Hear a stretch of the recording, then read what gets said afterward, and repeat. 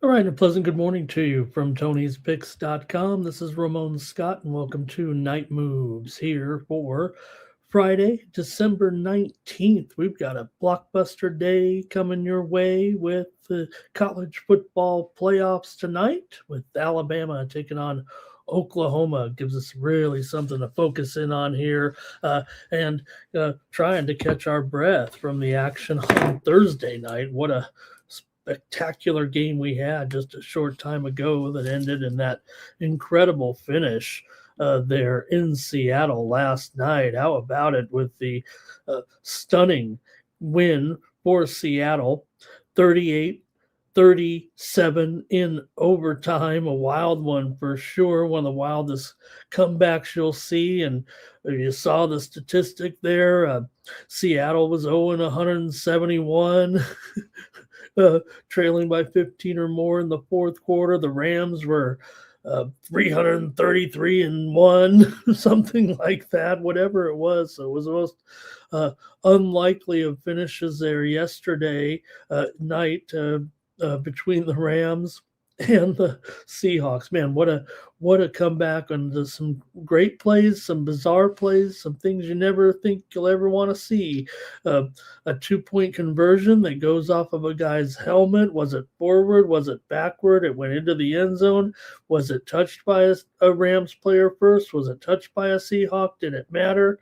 Uh, Incredible game. And, you know, uh, the Seahawks had to cross the goal line, something they were not really doing a lot of they had to cross the goal line basically 6 times, right? In those final minutes of the game, right? The two touchdowns, the two-point conversions, the touchdown in overtime, and then another 2-point conversion. I mean, that just does not happen. So it was just the unlikeliest of finishes.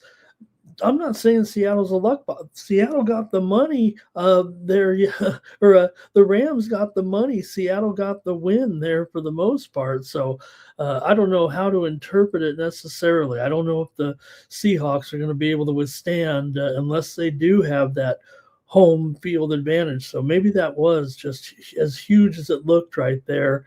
Of course, the Rams had a 30-14 lead with just 9 minutes left, but Seattle had the 58-yard punt return by my man Rashid Shaheed from Mount Carmel High School, and then basically went 3 for 3 on 2-point conversions.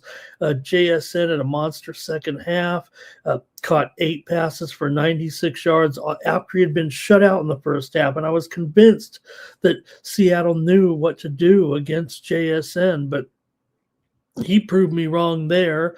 And of course, Puka Nakua, for all of the situation surrounding him right now, 12 receptions, 225 yards, 2 TDs. You saw the controversial tweet after the game basically saying, the referees are a joke and maybe, but he's going to face a fine this week, probably tomorrow morning. I mean, I guess the NFL office, they never saw that interview from 2 days ago with Neon there, and uh, where he mentioned the referees and said these guys are out there basically as a joke, calling their friends. Did you see that call I made on that guy? And Puka kind of, either calling him out or just, making up stuff. No doubt he's going to face one of, I would think, a major fine from the league. Might be one of the biggest ever for criticizing officials. I think that on top of the uh,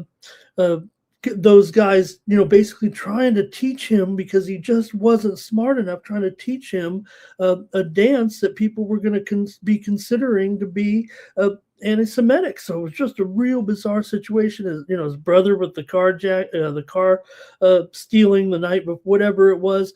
Those guys are associates. So that was a different story. But nonetheless, the Rams outgained Seattle by 581 to 415, take over first place in the NFC West in an incredible finish. Credit Stafford with 457 yards and 3 touchdowns, but also Sam Darnold, no, not Sam Bradford. There is Al Michaels tried to say there, and definitely came through big time there and earned finally a victory that he could be proud of and not give it away, which he almost did. Just some bizarre plays in there altogether. So, what an incredible game and what an incredible weekend it's going to be in the NFL if we get finishes like that. Hello to everybody in the chat. I'm all fired up after that one. What did you guys think of Thursday night football? Did we hit it on the head there, or Mr. Wesker? We have, Mr. Weskers. I have issues, right? I mean, most of them are my own. Reps saved Arnold. Nakua's got too many brain cells gone. Thanks, you guys. Good to see you in the chat there. And Cal Dog, we're going to preview these games here in just a moment for the action here on Wednesday. Just want to talk maybe a few more games here that wrapped up before the show, including the Xbox Bowl down there in the Cowboys practice facility in Frisco.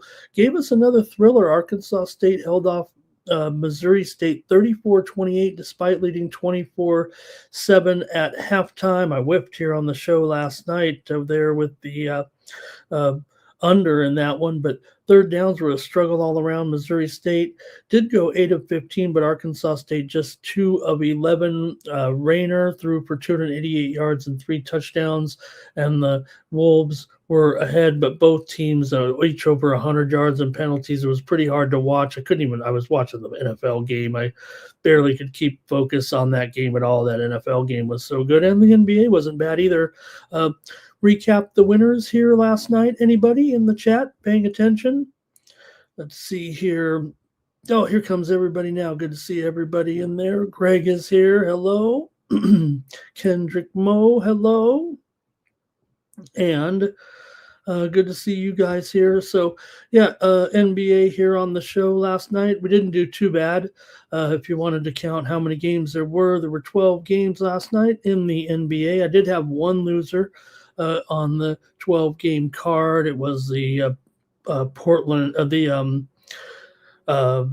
Rockets and the Pelicans game there. The Rockets were upset by the Pelicans. That was the lone miss that we had. I went 10-2. I'm going to give myself 10-2. Could have been 11-1. One of the games, the Jazz +9 against the Lakers when we were on the show last night. I think it was 7 or 7.5. And the game, I think, landed 8. So the early bettors might have missed it with me. If you got it late and you're on the Jazz, other winners I had Spurs -14.5, Clippers, Thunder over, Hornets +4.5, Pacers +4.5, Heats and Nets under. They're all winners. Raptors, Bucks under, Mavs +6, Magic, Nuggets over.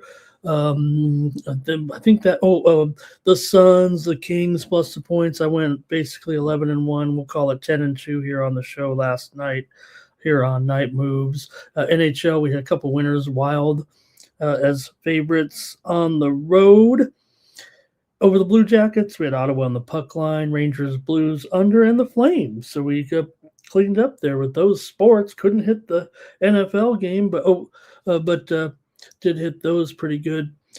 College hoops last night.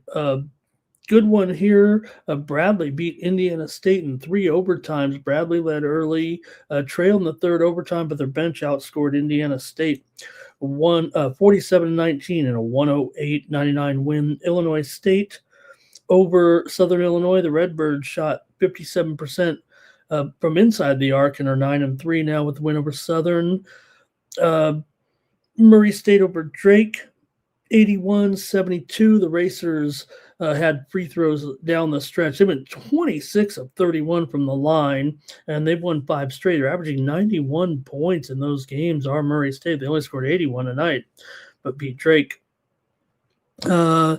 Southern Miss over UL Lafayette, but Louisiana got the money, 62-54. That's my I'm flying solo here tonight. No DeAndre, so I'm going to cover ULL there in the loss, despite shooting just 31% there, though, for Southern Miss. They got it done, and Louisiana's dropped 10 straight. Also, Long Beach State and Pepperdine at a premium loser there. in that one. Could only go 2-2 with premiums in the college ranks, and actually couldn't come through with the premiums despite talking a bunch of junk here about the picks on the show. But we're going to give you some more free winners here in just a moment. But Pepperdine loses. They might have gotten the money though there at +4. Pepperdine shot 74% inside the arc, committed 18 turnovers, and Long Beach State got the win. And we had a winner on the show last night with Coastal and App State under. So thank you for joining me here, everybody.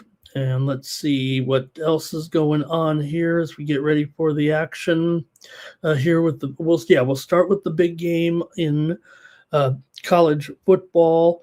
And then we'll go to the 2 bowl games after that. Let's start with the big one. Then we'll go to the NBA, college basketball, NHL. And maybe at the end of the show, should we do a little boxing with Jake Paul and his bout against Anthony Joshua? Or should it be the other way around with that 8-round bout tomorrow night between Paul and Joshua? We'll talk about it. I mean, I know it's -850 or 1,000, whatever it is, but Jake Paul taking on his first, he's taking on some serious fighters, but nothing like this. All right, there's Kendricks. Let me see what else is here. Let me see who else is here. Timmy says, and Jigba King. Yeah, but you know what, Timmy? I ended up putting a play down. I thought they would still keep him held down, and he went off there a little bit. All right. And Timmy Chushu, he's ready to go. He likes Alabama here. And Cal Dog says he doesn't want any, if you're not in the same weight class, I think is what Cal Dog. You're right.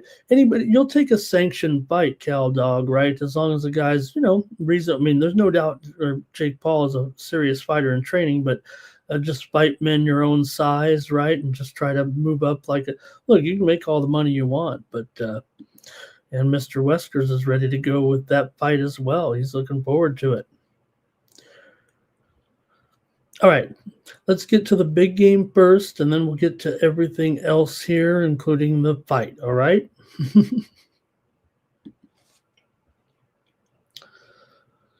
All right, here we go on the show. Get ready for this one, man. How about it? Go to the college football playoff 12-team format here, and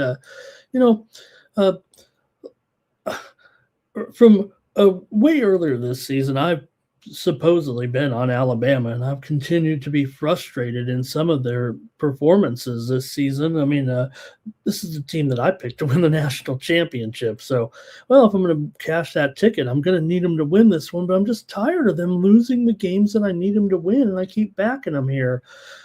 I know they're going to be pretty popular with I think with cappers particularly here. It feels like over the last couple of days in the lead up to this one, and can't ignore the move here as well.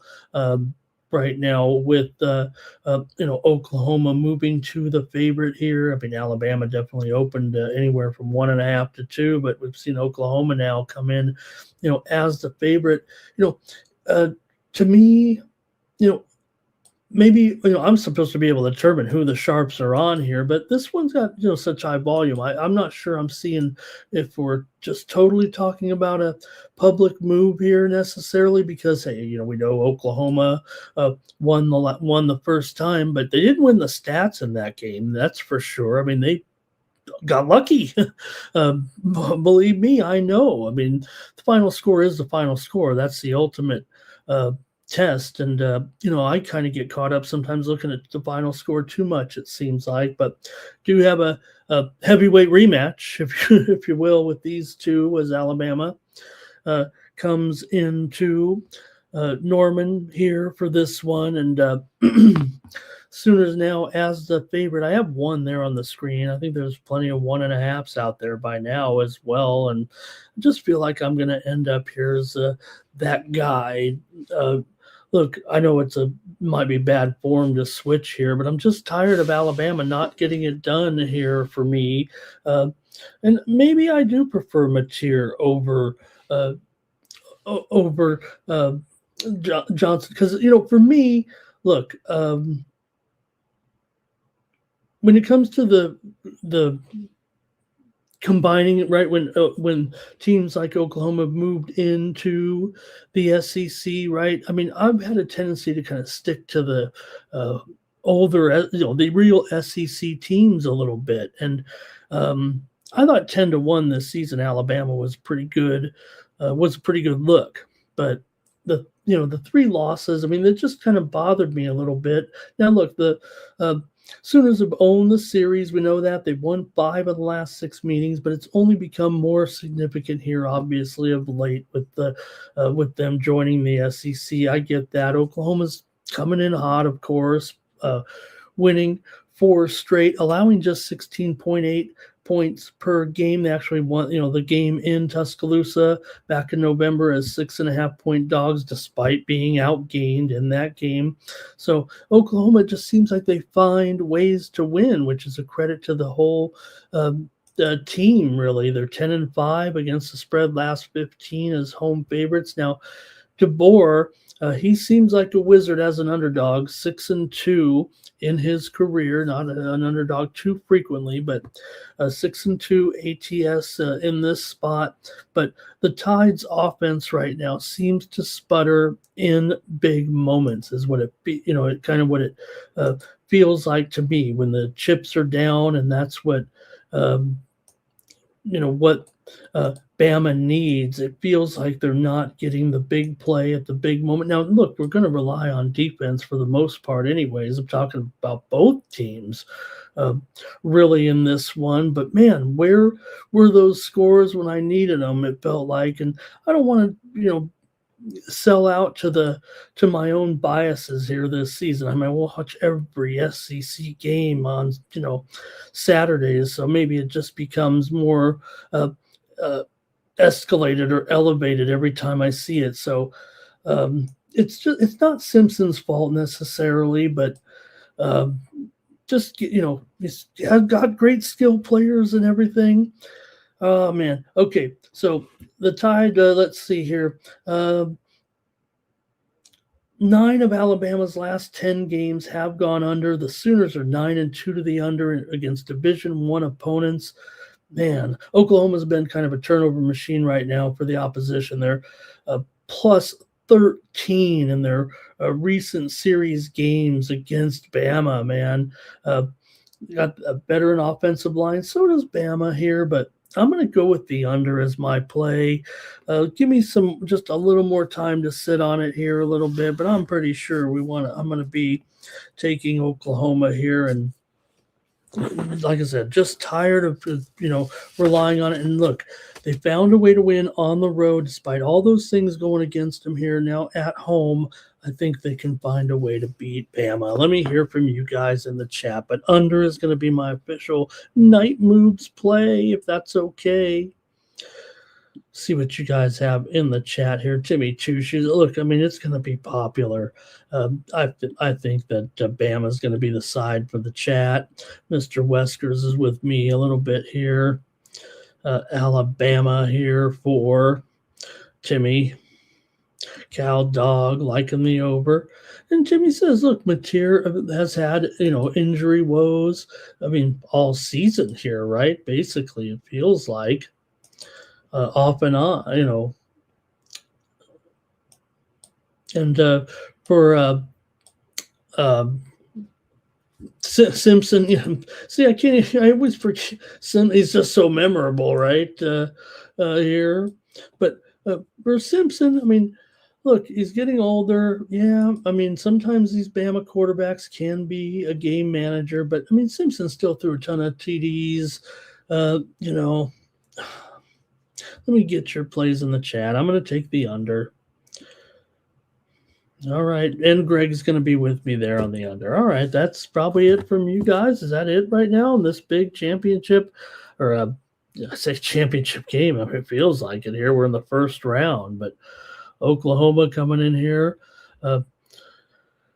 Jimmy Chushu says it's going to be going crazy there in Norman, but it's going to be Alabama here. Look, two teams ranked right next to each other right now.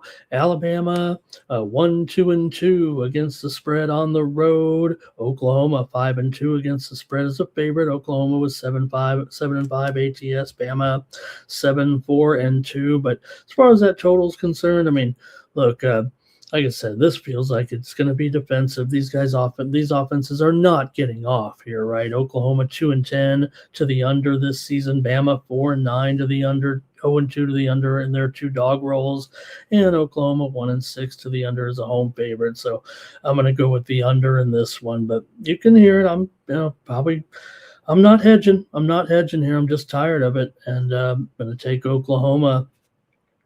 And I'm an SEC. I want to say SEC honk. I mean, I know that's 2 SECs, but we're just, to me, like I said, I mean, Alabama still represents. And like I said, I took them at 10-1 as my preseason pick because I was just trying to think of something. Looking at the odds, I just felt like it was Alabama at 10. At 10-1 anyway. I thought you were going to get value there. And you look at them now; they're much higher than that. So obviously, that was not a great pick by me. Heading into the college football playoff now, because Alabama's 28-1 basically. So as we start the playoffs, Ohio State basically about 2-1, Indiana 3-1, Oregon 5-1. Texas Tech 15-2, Oregon 8-1, Miami 20-1, A&M 20-1, Alabama 28-1, Mississippi 30-1, Oklahoma 50-1. James Madison and Tulane are both 550-1. All right, it's going to be great. We got 3 more games to talk about tomorrow, as well as NFL tomorrow. Man, what a day Saturday is going to be. Oh, it's the holidays. Could it go OT? All right, there are a couple of bowl games. Let's go to the bowl games here. Hey, in just a few hours from now, we're going to have – let me get my Tony's banner up there. Jeez. There we go. That looks better. All right, let's get out to early action here on a Friday, right, with the Myrtle Beach Bowl. Here with Kennesaw State taking on Western Michigan. Kennesaw playing in their first ever bowl game here, taking on the Broncos. The Owls, these guys are pretty scrappy, man. They've won 3 in a row here right now with the wins over Montana State, Liberty, and Jacksonville State. They beat Montana State. They're at home. Montana State is playing in the national semifinals on Saturday. So that's one of the top 4 Division One FCS teams, if you know what I mean. Kennesaw comes in 3-1 against the spread as an underdog. Western Michigan 5-1 against the spread at home. They're 6-1-1 against the spread as a favorite. The Owls have won 10 of their last 11 games right now coming into this one, and a dominant 7-1 record against the spread in games with a single-digit spread. They've relied on pretty much a veteran defense, and they'll need to because they have been surrendering a ton of points lately. 34 points in those last 3 games on average, talking about those wins, but they still gave it up on defense. For the Broncos, after an 0-3 start to the season, they've been on a tear, winning 9 of 10, and they do it on the ground as their specialty. They've averaged over 283 rushing yards in their last 4 games coming in. Favorites in the Myrtle Beach Bowl are 4-1 ATS. Western Michigan's 6-1-1 against the spread as a favorite this year. So, Kennesaw's a feel-good story, man. They're here in FBS now and going to their first bowl game. But Western Michigan seems to have it going with the passing and the running of Lowry here. So, when it gets to December, right, sometimes that's kind of overwhelming. So it can be a nightmare for a team that's tired on defense, like Kennesaw, is what it feels like to me. So I'm going to take the Broncos to cover here against Kennesaw. I'll take the MAC champ here in this one. Give me Western Michigan over Kennesaw. Hey, we've had some fun with Kennesaw this year. Don't get me wrong, but I'm gonna kind of stick with a team like the Broncos here in this one. These two teams. I might look at the total here eventually.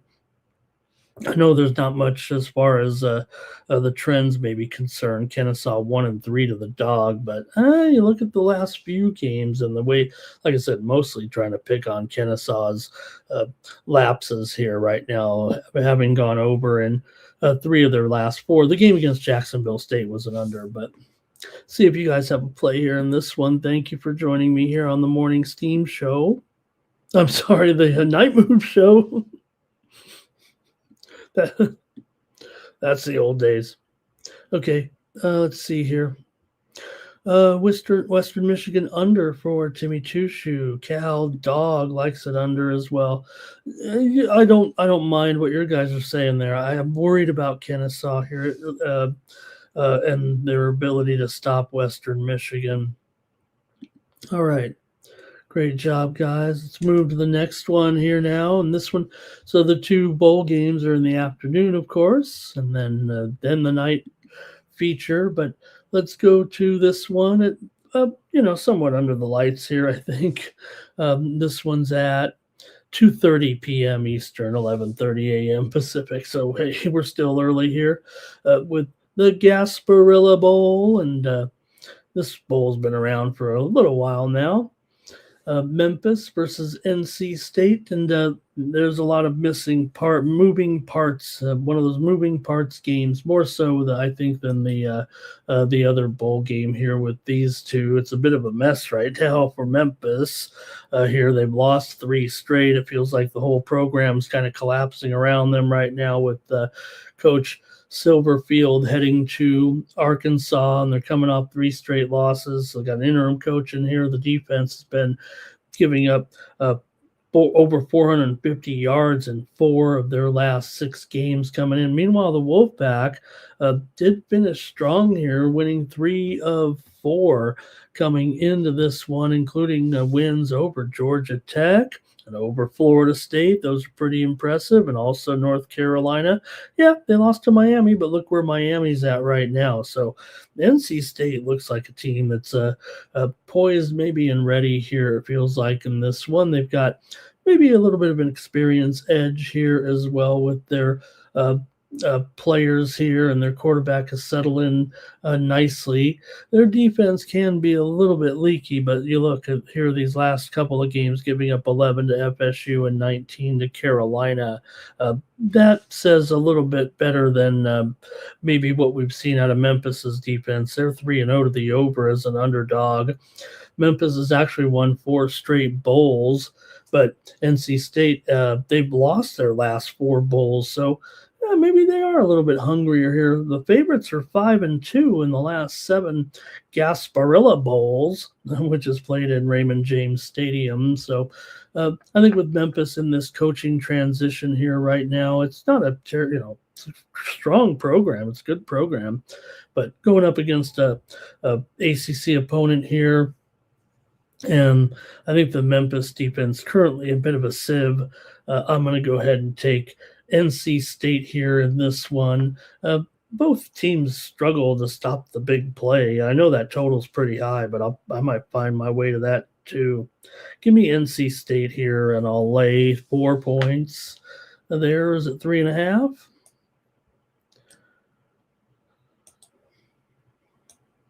Yeah, 3.5 for the most part right now. Total 56. So I'm going to take the Wolfpack here. Anything in the chat from you guys? Greg says I'm on too many shows, right?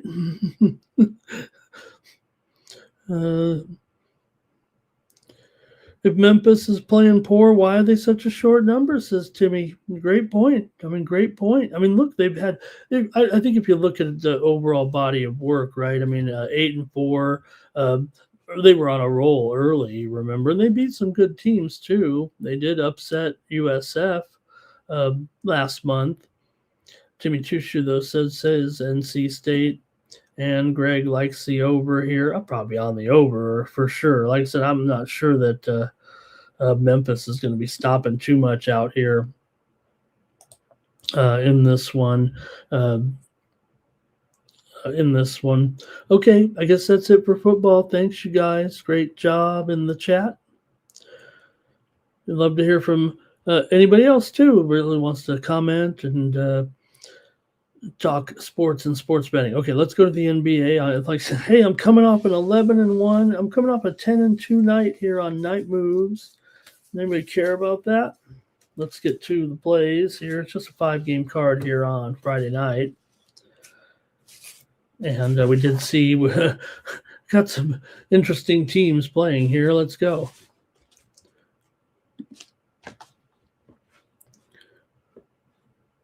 All right. Here we go on Friday night.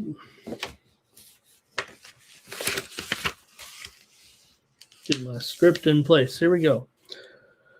Wish I could do it off the top of my head, but I can't.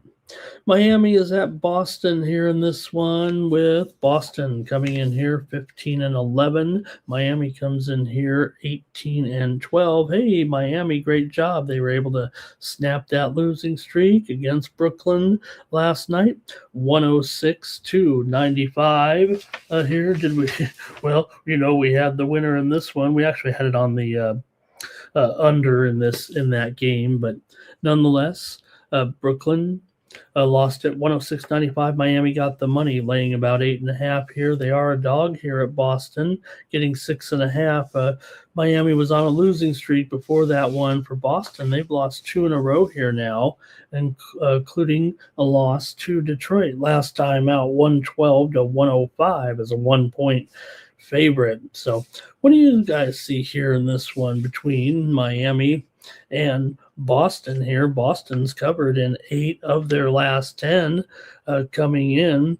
Miami's still 15-11 ATS, but just 3-7 against the spread in their last 10 games overall. So we can hear from you in the chat if you'd like in this one between Miami and Boston here. Boston has won 10 of their last 14 games in addition to that 8-2 spread run. Meanwhile, Miami has struggled here, losing 5 of their last 6. They've also failed to cover in 6 of their last 7 against Boston. Tyler Hero has been injured here of late, and his status is definitely in question in this game. Some people might even say they're play a little bit more cohesive without Hero in the lineup. I don't know if I want to go that far. I mean, got a 23-point per game scorer here, but he's been bothered by that toe right now. So kind of a key injury here, it feels like. 5 of the last 7 meetings between these two teams have gone under. Miami's gone under in 6 straight right now. I'm going to go ahead and take Boston here against Miami and lay 6.5 points right now. I think Miami has look, I've been on Miami here a little bit, but let's get them healthy a little bit. I'm not saying Hero's the be all end all, but let me take the Celts here on Friday night. Go to the chat with you guys and see what you have. All right. And let's see here.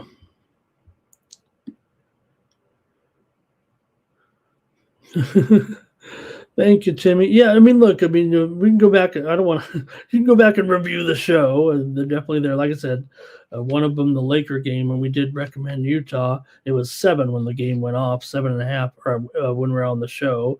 Did go up to 9, so I think it landed 8. Boston at home will do the job, says Zach.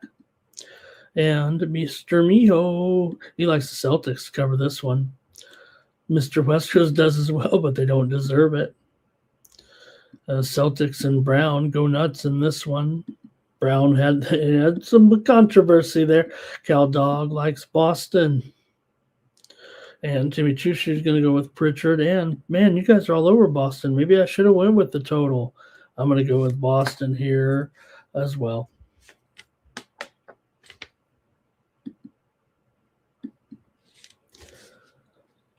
Okay, well, here we go with this one. Now, this one between the Knicks and the 76ers here.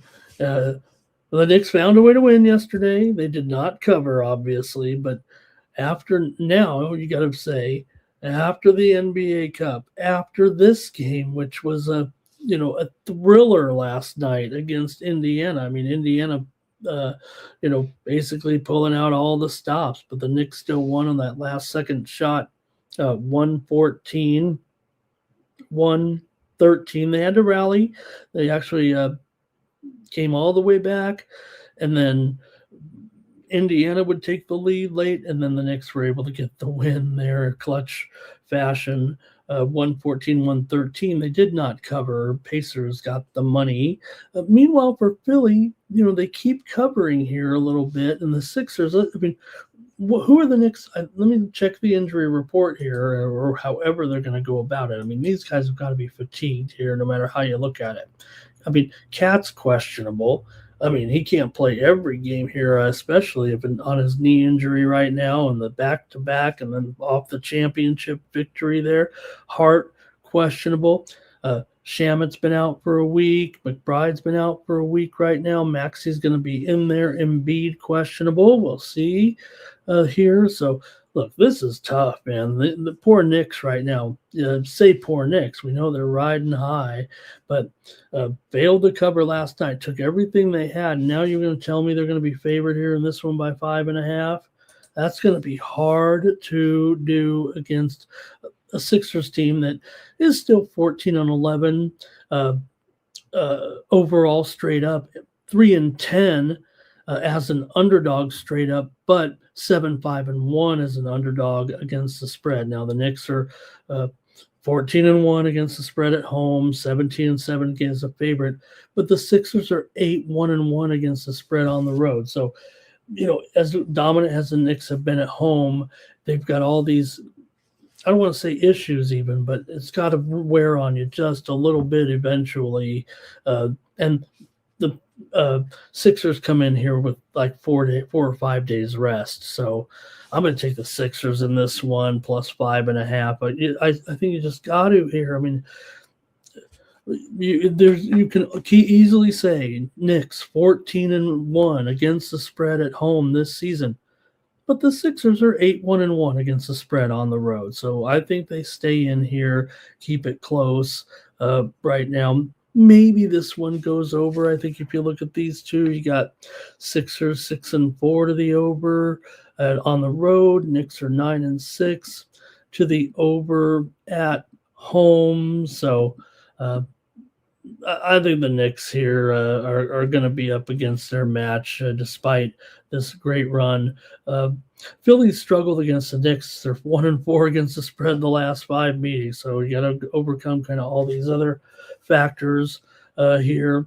Sixers are 1-5 to the under in their last 6 games. So there is a little bit of under trend with them. But I think the Knicks, their only solution here is going to, and it's more tiring, but I think they're going to want to get out and try to run this score up. It may end up just working better for the 76ers in the end. What an intriguing matchup. Let's hear from you. Jeff Lon Don in the chat. And Timmy says, this is going to be an old school Knicks under. I don't know. We'll see. And did the Knicks rest guys here for this game? You look at their box score in the game. They tried to balance it as much as they could. Mr. Wesker says, let's go back to Thibodeau. Let's go back to Thibodeau.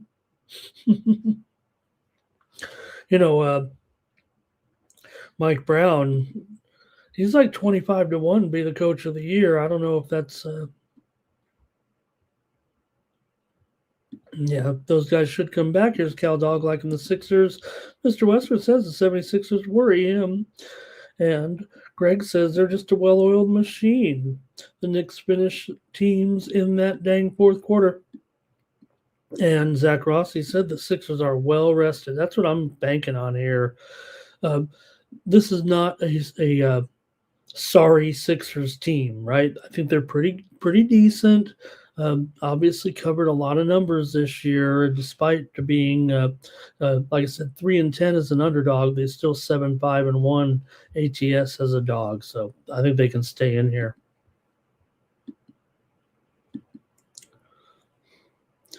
All right, the Bucks and the Cavaliers here for action on Friday night. You got the Bucks, the Bulls. Did I say Bucks? The Bulls come in here with a record of 11-15. Cleveland 15-13. But people are starting to wonder if the Cleveland Cavs are broken. Have they just fallen off a little bit right now? Again, they continue to struggle to cover numbers. I think that's why they're more upsetting to gamblers. They're still 15-13 overall straight up, 9-7 straight up at home, 14-11 straight up as a favorite, but are one of the worst spread teams in the league at 8-20 overall against the spread, 4-12 against the spread at home, and 7-18 against the spread as a favorite. Now the Bulls have been, in the free fall for sure of late, but nonetheless, they did beat Cleveland 127-111 just 2 nights ago to kind of say, hey, we're not totally baked here right now with the tailspin that the Chicago Bulls were under. Cleveland here has failed to cover in 4 straight games right now. Looks like the money's kind of come in on Cleveland here. They're up to 7.5 or so right now. I think this line needs to be updated. 7.5 total, 240.5 right now. So seems like the move is on the Cavaliers here a little bit. Like they're going to erase these woes here.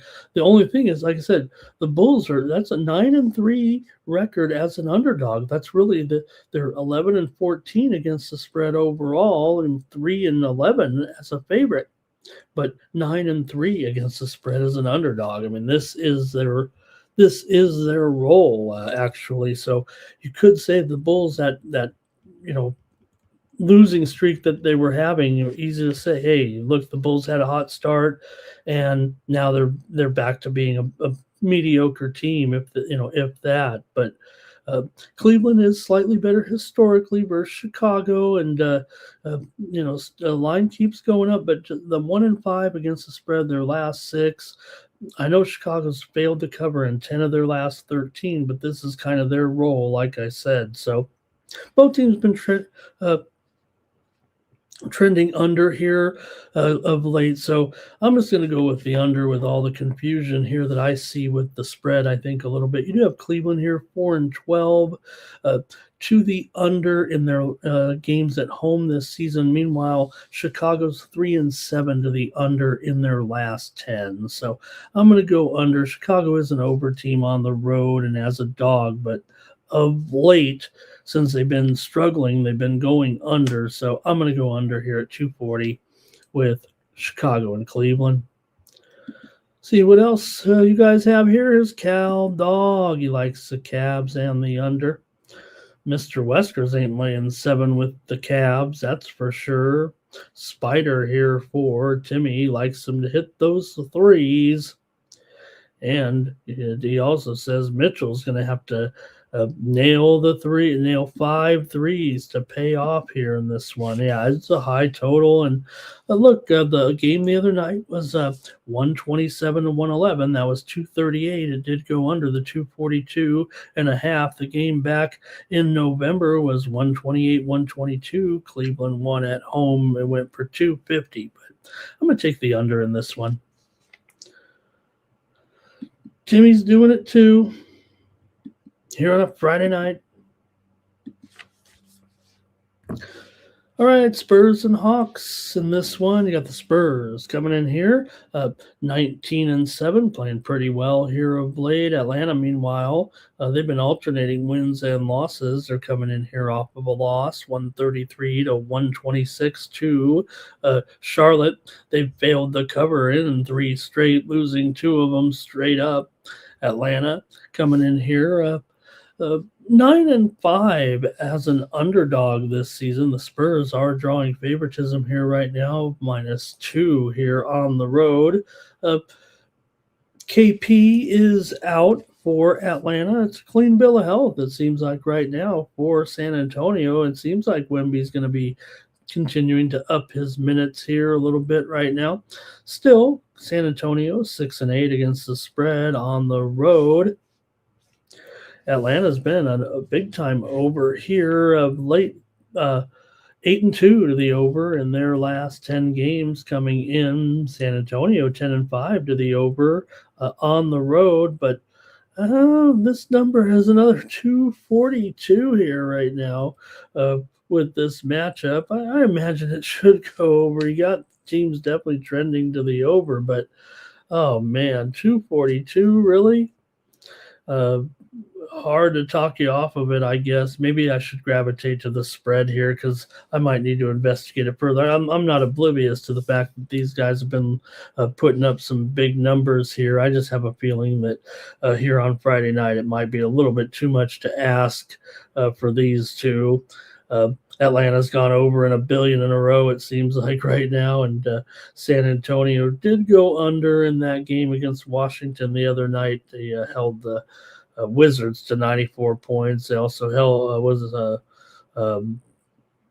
played some of those tournament games here for sure. So I don't know. I don't think the Spurs are feeling that hangover from going to Las Vegas. Maybe they want to get right back into the action here. They were able to beat up on the Wizards last time out. So I'm going to go ahead and take San Antonio here. They're 10-5 against the spread in their last 15, 4-2 against the spread against Atlanta over the last 3 seasons. Atlanta's dropped 4 of their last 6 overall.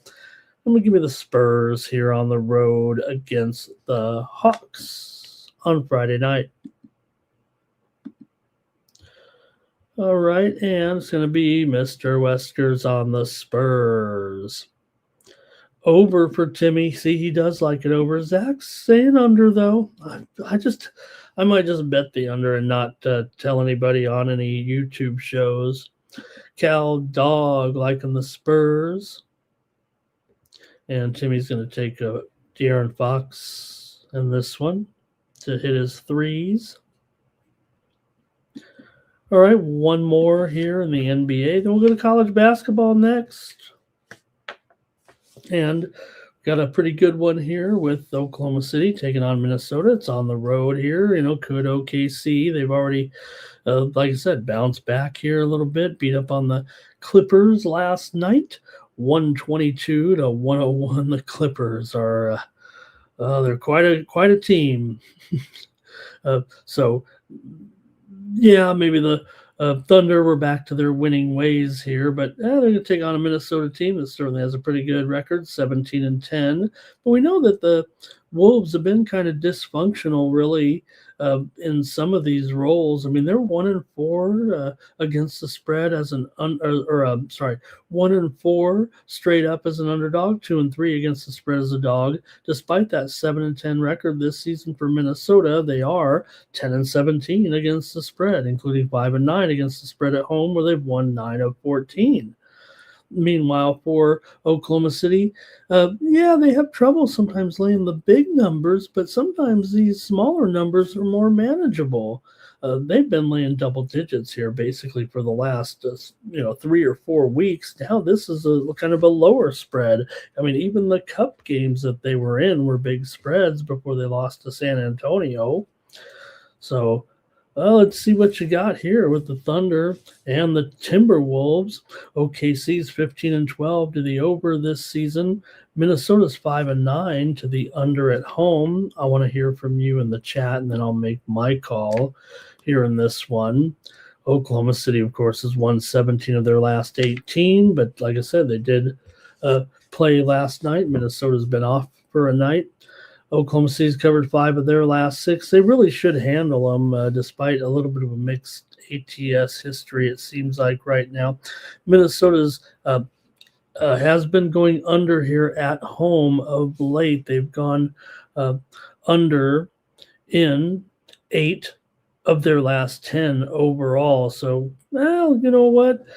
Maybe this one could be a low score. You see it here at 226, 225.5. It does feel like it's trickling lower a little bit. Give me the under here with OKC and Minnesota on Friday night.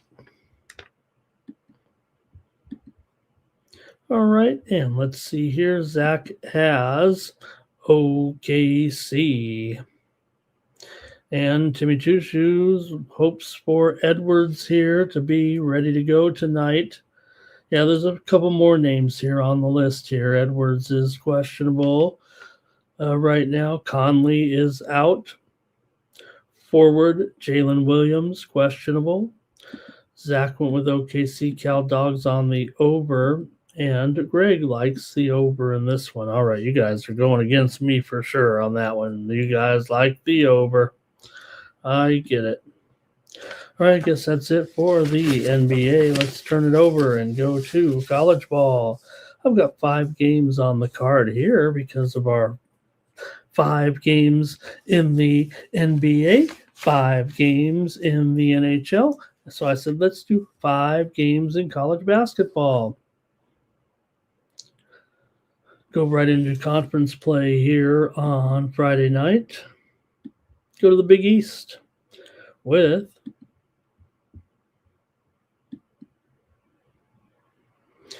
Seton Hall taking on Providence in this one. The Friars are a favorite here at home. They are a 3-point favorite, total 153 in this one. Seton Hall's coming in here with a 10-1 record right now. They've won 4 straight wins over Washington State, Central Connecticut, Kansas State, and Rutgers. They covered 3 of those. They didn't cover the 19.5 against Central Connecticut, but they are 4-0 against the spread on the road, 3-0 against the spread as a dog, 7-4 ATS overall to go with that 10-1 record. Meanwhile, for Providence coming in here 7-5, 6-0 straight up at home, 7-1 straight up. As a favorite, they're 7-5, however, against the spread this season, 4-2 against the spread at home, and 5-3 against the spread as a favorite here. So what do you think? We've got 5 good games here that I'm going to go through here on the college card tonight. And I want to hear from you in the chat. This one I think was the toughest of the, to me, of the 5 that I actually looked over here. So let me hear what you guys have to say, if anything, here with Seton Hall taking on Providence here. Seton Hall is 5-1 ATS in their last 5 games. They're 10-1, as I said, this season. So they've also had pretty good series history against Providence, although the Friars have won the last 3 overall, including the meeting here last year, 91-85. However, Providence did not cover. In fact, they didn't cover either game last season between the 2 teams. So spread-wise, it's usually Seton Hall that gets the money in the games. Providence has been favored and hasn't covered. In fact, the win at Seton Hall last year, they were favored by 3.5 and only won by 2. So both teams have pretty good over trends, especially Providence right now. They're 9-3 to the over, 5-1 to the over at home, 6-2 to the over as a favorite here. So I'm going to go ahead and go with the over in this one with Seton Hall and Providence. I think you could probably hear what I like on the side, but I think I like the total here because of what we've seen right now with the Friars right now. Really strong overs. Seton Hall's 2-1 to the over as a dog, and you look at the last game against Rutgers, they gave up they scored 81 points against Rutgers in that home game. It still went over despite allowing just 59 points. So let me get the over in this one. Providence, says Cal Dog. Zach says Seton Hall. And Timmy likes the Friars.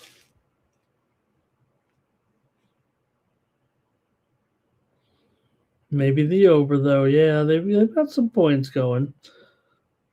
Looks like the public's on the over, that's for sure. Okay, next up.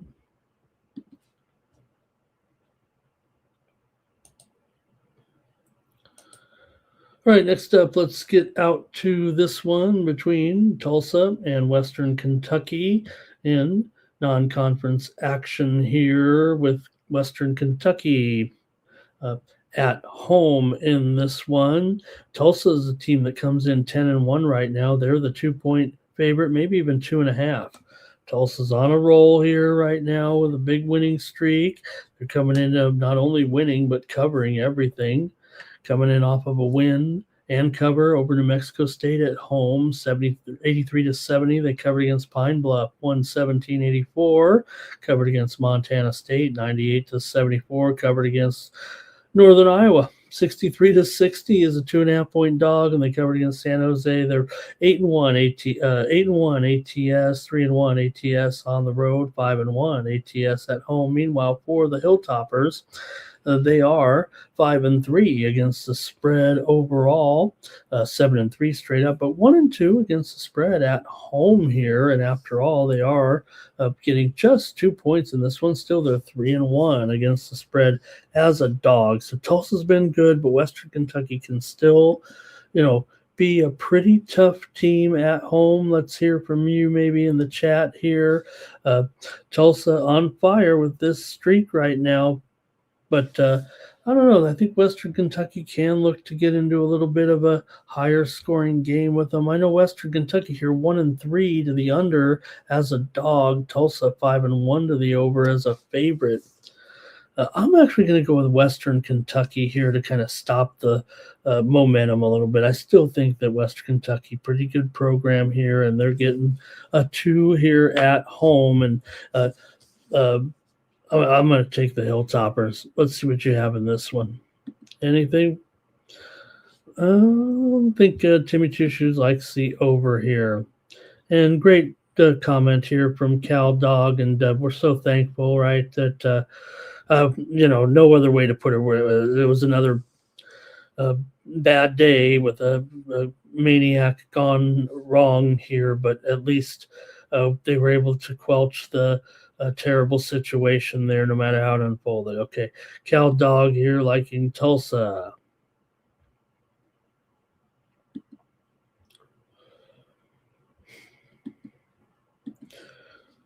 All right, we're out to the Wisconsin Hoops Challenge here, and we got this one. I didn't preview the early one, but I'm going to take a look at this one for sure between Villanova and Wisconsin here. Villanova coming in 8-2, Wisconsin 7-3. Why not invite Villanova to your neutral site party here? The other game is South Dakota State and Wisconsin Milwaukee. These games are being played at the Pfizer Forum in Milwaukee. Villanova's been the hotter team for sure here of late. They just knocked off Pittsburgh a week ago. 79-61 is a 10.5-point favorite. They did lose to Michigan, of course, but before that, beat Penn, beat Temple, beat ODU. Villanova's 7-3 against the spread this season.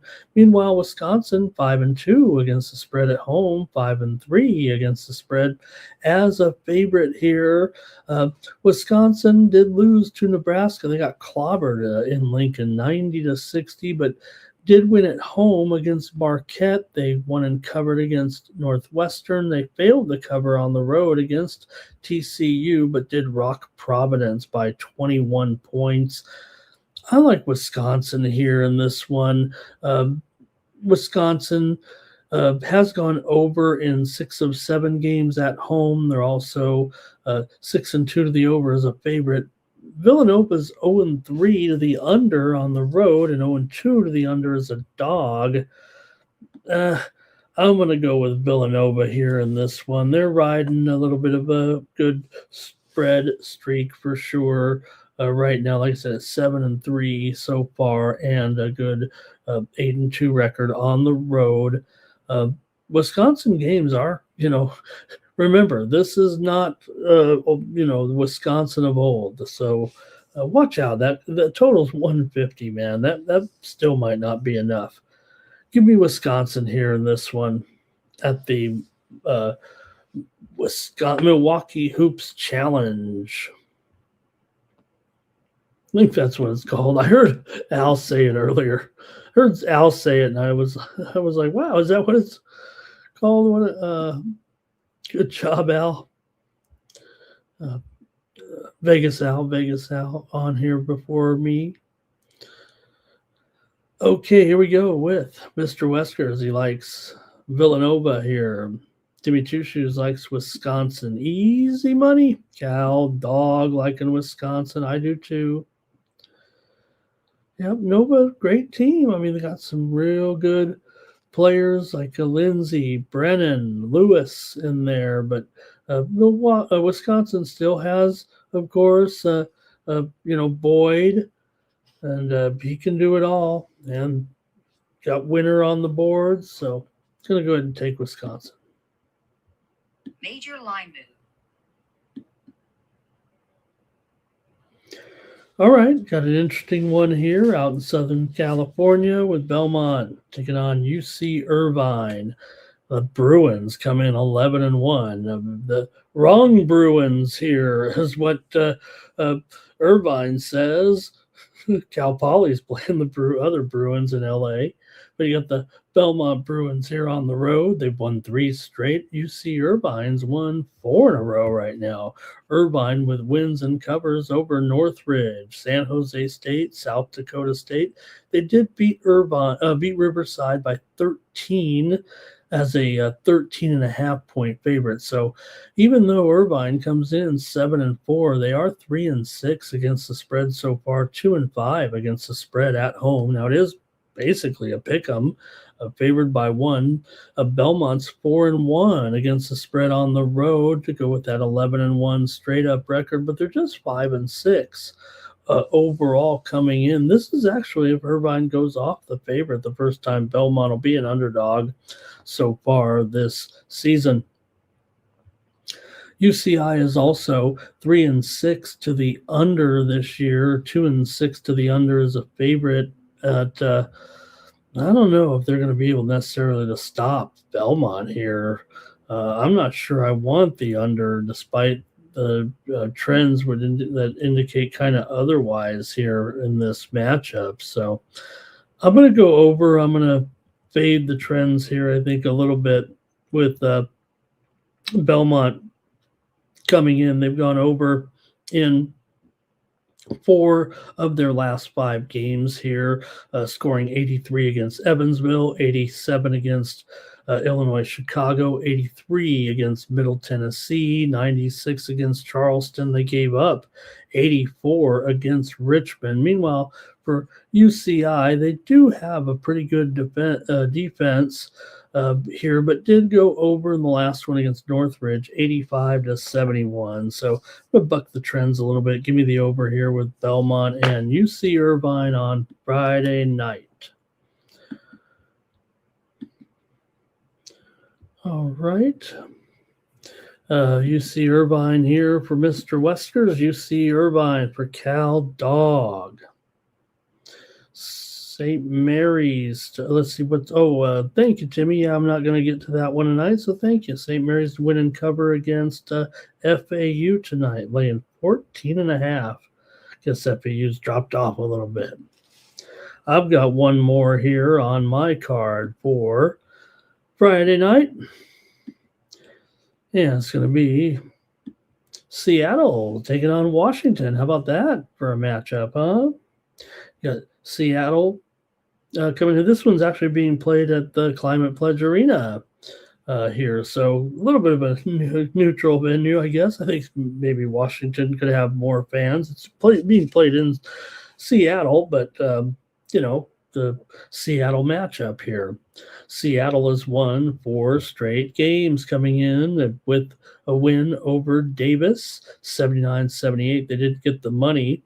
They beat UTEP by 7, didn't get the money. They've also played a couple of non-D1s here of late. Seattle did fail, lose and fail to Santa Barbara as a 2.5-point favorite, a 74-71 loss. Washington, meanwhile, comes in off of a win over Southern Utah, 105-69 as a 25.5-point favorite. They also beat SC, 84-76 on the road as a dog. Losses to UCLA and Colorado coming in. Washington 6-4 against the spread overall. These two teams are combined 12-7 to the overs so far this season. But Washington 1-3 to the under on the road. This is Seattle, only their second time as an underdog this season. They did go under in their previous time as an underdog, but let's see what you guys have here. Final game that I'm looking at on this card between Seattle and Washington. Washington's done a nice job here with with those covers in 4 of their last 5 games. Also, both teams, kind of trending over despite that under record there for Washington on the road. So I'm going to take Washington to blow them out. I'm going to take Washington to win and cover this one. Close to double digits. I'm going to go ahead and take the Huskies.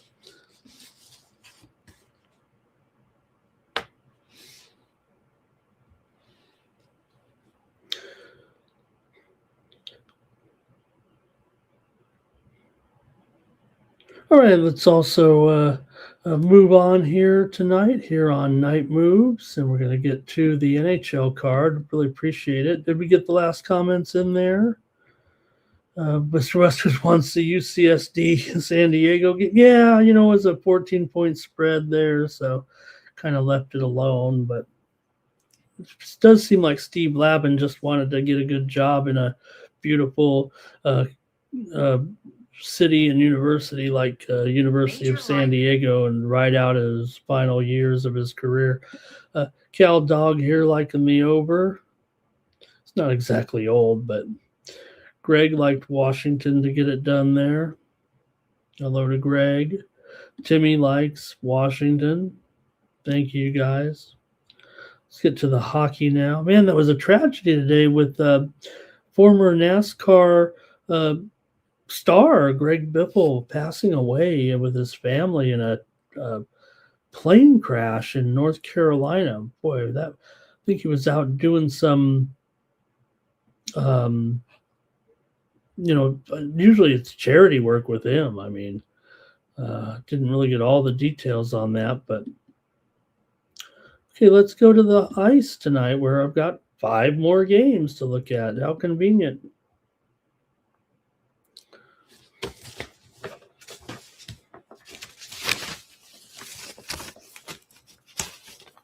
And then we'll get on out of here in Night Moves. Thank you for joining me here on the Tony's Picks YouTube channel.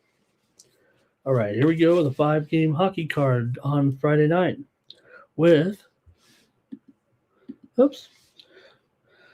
Carolina Hurricanes taking on the Florida Panthers. In this one, man, Carolina comes in hot. Florida's playing pretty well, too. This is a high-powered matchup. Got Carolina here 22-9-2 coming into this one. They are a road favorite here. Still, Florida, they're on fire. They've won 3 straight. They're 18-13-2 coming into this one.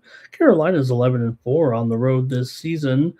Meanwhile, Florida 11-6 at home. See what you guys have in this one tonight. But again, $1.20 total, 6 under here right now. Panthers have won the last 3, I believe, in this series. Let me see. I think I got the numbers here on this. Florida's actually won 8 of the last 11 at home against Carolina and 6 of the last 7 at home overall. Carolina's kind of struggled against these guys, like I said, losing 4 out of the last 5, but I don't know, for $1.20. I know Kashetkov is in there. Uh, both teams have been going under here recently. Got uh, Carolina here, 5 of their last 6 has gone under. Florida's gone under in 4 of their last 6 at home. This Carolina run they're on right now, they are really playing well. I know they were in some tough games there against Washington and the back-to-back against Philly, but they still got it done. I'm going to take Carolina in this one at minus $1.20 in this one. Give me the hot Canes. Panthers are hot. There's no doubt about it. They're playing well as well. Florida with wins over Dallas, Tampa Bay, and LA. I mean, that says it all there, right? And they lost to Carolina before that. Colorado. I'm sorry, lost to Colorado. All right, let's see if you guys have something here before I screw up the hockey segment. Okay, here we go. Dat Kush King, hello. He said, told you about the Leafs, Ramon. What were you thinking there with Toronto in that game, right? Yeah, man, the Blackhawks got it done. But, hey, we did have the under. The under was our play on the show. Yeah, we had the under on the show. We had the under here. Okay, let's see here.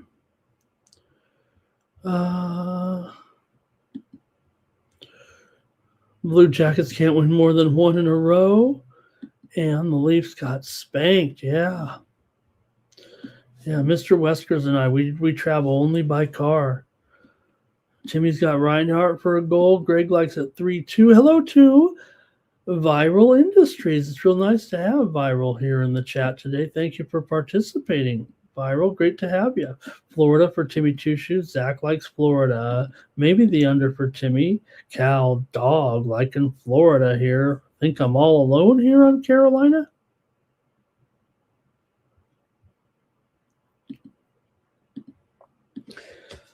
All right, next up, the Vancouver Canucks are taking on the New York Islanders. Vancouver winners of 2 straight. They're 13-7-3. It's been a little bit of a rough and tumble here a little bit, but 2 wins in a row at New Jersey and at the Rangers as Vancouver's hit the road with a couple of wins. The Islanders, meanwhile, have been playing pretty well here of late. They've won 3 of their last 4, although they did lose last time out at Detroit in a good one, 3-2. But it did end their 3-game winning streak, wins over Vegas, Anaheim, and Tampa Bay. So the Islanders have been playing pretty well. 19-12-3 right now, 10-6 at home. Islanders just 5-7 as a favorite, but Vancouver's 10-15 as a dog. Vancouver is 9-7 on the road and 4-10 basically on the road. So they are kind of at home. So they are kind of a road team that you would look for a little bit, it feels like. Now, totals wise here, you do have Vancouver 14-11 to the over as a dog. Islanders 8-4 to the over as a favorite, but man, I'm not sure that this one's going over. It's just that 10 straight meetings between these 2 teams have gone over, and Vancouver is, however, 5 straight unders on the road right now. So a little bit torn on that one. You know, they only meet twice a year, so that 10-0 to the over is basically just the 2 games that they've played every year, basically for the last 5 years right now. So maybe I could look to the Islanders here. I know it's $1.45, but 5 straight wins at home, 6-2 in their last 8 games overall. Vancouver still lost 12 of 17 here. Let me take the Islanders at, I know it's $1.50 or so, but only 5 games. I'd rather take the Islanders here in this one. Okay, here's Dat Kush King on the Islanders. Also, Viral Industries likes the Canucks here. Greg says he's got it 3-2. And Cal Dog likes Vancouver or maybe the under.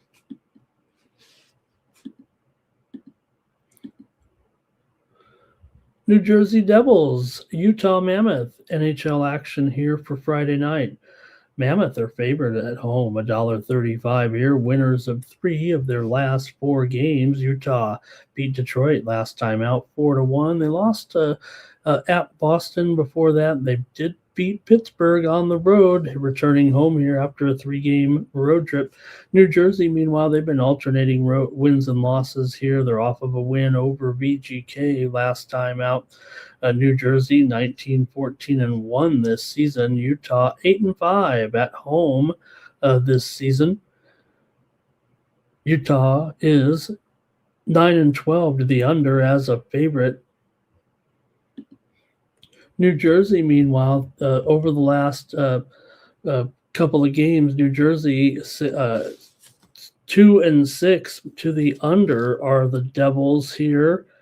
Mammoth, meanwhile, still a slight favorite out here. I want to take them, but it's not a great price against a New Jersey team that obviously is playing pretty well this season. They're 8-6 as an underdog, and Utah's 9-12 as a favorite here, but kind of want to take Utah on this one. I might just have to veto the computer here and go with the Mammoth. Let's see what you guys have in the chat. Can you talk me out of it? New Jersey is 5-2 in the last 7 games against Utah. Despite maybe a little bit of a, like I said, not a terrible tailspin. They just keep alternating wins and losses here right now. 9 of the last 13 meetings between these two teams have gone under, but that's nearly a 7-year sample size. Let's see what you have in the chat. A lot of comments here. Can the Devils offense stay consistent? Want to say hello to Nunya in the chat. Hello.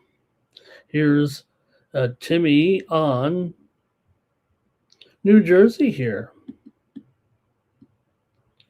Mr. Westwood says he tries to back New Jersey. Greg likes the Mammoth. Zach likes the Devils. And Viral Industries likes the over here in this one. I'm going to take Utah in this one with me and Dak Kush King right here. We're going to take Utah in this one. Man, I'm having such a good time with such great participation in the chat. We've got nearly 6 of you watching live here right now on the Tony's Picks YouTube channel, the 60,000 subscriber juggernaut. Make sure you like this video, subscribe to our channel, Tony's Picks, here on YouTube. Next up is the Jets taking on the Avalanche. Avalanche 240 here over the Jets. Well, we know the Jets are going up against a hot commodity here with Colorado. They've won 3 straight once again with wins over Florida, Nashville, and Seattle. Colorado's kicking butt. They've gone 13-0-2 at home this season. Meanwhile, for Winnipeg on the road, they are 7-9 and 3. Well, 7-9-1. There we go. 7-9-1 for Winnipeg. They're also Winnipeg 1-8 as an underdog this year. I mean, they're a big underdog, obviously. Here, monstrous underdog.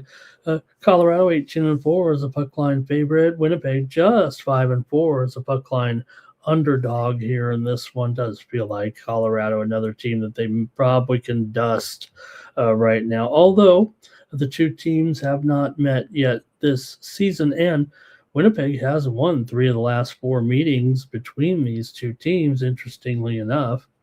Colorado is 13-19 to the under as a favorite, but Winnipeg is 6-3 to the over as a dog. How do you have it here in this one? Colorado's won 17 of their last 20, 10 straight at home. Winnipeg's lost 6 of their last 7 on the road. Colorado's gone under in 4 of the last 6 meetings against the Jets. Winnipeg's had some overs here for sure of late, but man, Colorado's dominance kind of just says to me, tighter game.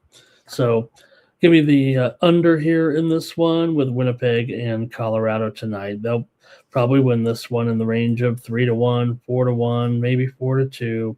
Give me the under with Winnipeg and Colorado in this one. Abs for Zach. Yeah, probably should have taken the abs, Zach. Great call. This will be a good game. How about McCarr for a goal? And Greg, there it is. He said it, 4-2. If I said 4-2 and Greg said 4-2, maybe we should bet 4-2. Cal Dog likes the Avalanche on the puck line. Yeah, I'll probably find my way to the Avalanche. Look, I mean, it's one thing to say, hey, you can only go to these favorites so many times, right? And they're going to give it back. And look, I'm sure they will. We've already tried to pinpoint the spots to kind of go against Colorado. Is this one it? I don't know if it is. Habs puck line. Timmy says, hopefully they go down by 1 here, and you can get them at a fairly better, even if the Jets score in the first 10 minutes of the game, Colorado will still be $1.75, but it is cheaper. We've got only 1 game left here. What else can we? Well, we got the fight. And I didn't turn on my Australian basketball game here. We could have went with that maybe. I am watching the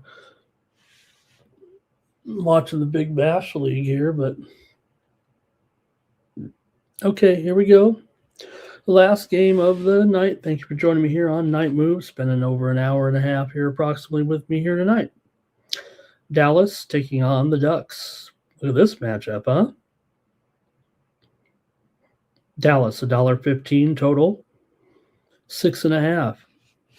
Dallas has won 2 straight. They're 23-7-5 right now, coming in over with wins over the Kings and the Sharks here. They were struggling a little bit, but seem to have it steady once again. I mean, they're one of the best teams certainly in the league on the road, 12-2-4 so far this season. They're also 18-10 as a favorite on the road. Anaheim, meanwhile, still 20-12-2 overall. 11-4-0 at home this season, 14-10 as an underdog coming in for Anaheim here. 21-13 to the over, although Dallas 16-19 to the under, 12-16 to the under as a favorite. Anaheim. Anaheim could be. I'm probably gonna go to the total here. I might be a little bit worried. I kind of want to try to find my way to the Ducks here in this one, but I think for me, I'll just take the under here with Dallas and Anaheim at 6.5. You don't see many Dallas games get up there to 6.5. I know they're playing the Ducks; they're kind of high flying, but this is the first time Dallas is going to have a game total. That might be one of those where the line tells you the story. Yeah, maybe it does. Maybe it is going to be a game where you're going to get 6 or 7 goals. But you look at the rest of the Dallas games; they're all at 5. They've been 5.5 mostly here for the last couple of weeks, as usual, right? I mean, Dallas, like I said, mostly an under. Although they are 9 overs and 9 unders on the road, and Anaheim is the team that will make it a little bit tricky because they are a higher scoring team for sure. So far, these two teams met in November with 7-5 in favor of the Ducks. They won at Dallas. So I'm going to take the under, though, in this one with Dallas and Anaheim. I'll try it on Friday night. All right, gang, man, thanks a lot for joining me here. Let's see if anybody took the last game. Viral Industries on Dallas here. Yeah, Mr. Westwards. I'm watching a basketball game from Australia. I'm watching cricket from Australia right now, and here on Night Moves at 4 Eastern. Dak Kush King on Dallas. Greg says 4-3. Viral says take Dallas on the puck line. Over for Timmy. Zach's on the Ducks. Cal Dog, I think he's on the over. Timmy's got his goal scorers. Thank you, everybody. Hey, make sure you go on over to Tony'sPicks.com and check out our premium picks over at Tony's Picks. I'm over on a lot of channels and a lot of shows, but my best picks are over at Tony's Picks every night. Check me out over at Tony's Picks. Check out the handicapper leaderboards and see who's hot. Then click on their handicapper profile page and get signed up. I mean, look at my old pals, Justin McKelvey and Ron Crawford. Pair them up on the 2-for-1 capper promotion. Why don't you? They went 12-3 combined yesterday. Justin's hot, up nearly 18 and a quarter units over the last 30 days. Ron's up 7 and a quarter units over the last 7 days. And my partner here on the Night Movers show, DeAndre Stevenson, he's up 16 and a third units so far since joining the site. What a blessing he's been to have come here and talk to me on the show here a couple times a week. Feel fortunate.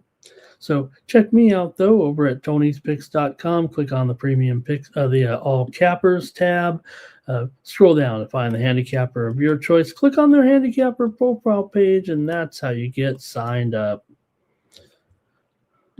All right, gang, that's going to do it here for Night Moves. Make sure you pick up my premium picks here. Look, still having a pretty good run here. I'm showing profit in key sports here over the last 30 days. So check me out over at Tony'sPicks.com, and I'll be ready to roll here with the action on Friday. Should be an awesome day of sports betting action here. So make sure you join me over at Tony'sPicks.com. You see some of the winners I had here yesterday: South Alabama and UL Monroe. We had that one, Monroe plus 11. They lost at 96-92. We also had Caps and Leafs game to go under there in the 4-0 win for the Caps there. Also, we had Bill and Mary over Radford. They're laying the points. We also had American and VCU game to go over. So we found our way to a few victories there yesterday. How about Detroit and Dallas under as well? So thanks. Do it. Go over to Tony'sPicks.com and use the promo code TonyT at checkout. That'll save you 15% off my premium pick packages. Ride with me to the window on Friday. You'll know exactly what I'm on and get those long-term packages. That'll get the plays down to just a couple of bucks per play, and you can ride with me all weekend or longer over at Tony'sPicks.com. It's a great service. Get SMS text directly to your phone to get all my moves here. This is what you came for, and do it over at Tony'sPicks.com. All right, that's going to do it here for me. I'll see you back here tomorrow on Night Moves at 3 a.m. Eastern, midnight Pacific at the latest. Maybe somewhere in there. Who knows how long that late game might go. So, thank you, Timmy. That's nice of you. Oh, well, hey, when you're as old as I am and you've been talking on these shows forever, it only takes me a little bit of, got to get over my stage fright every night to get on the air here. And it's almost like a little bit of therapy to come on and be on YouTube and talk a little sports and sports betting. So, all right, thanks everybody. We'll be back tomorrow. Make sure you're joining me here on Night Moves. And for the Tony's Picks YouTube channel, I'm Ramon Scott. So long from Night Moves.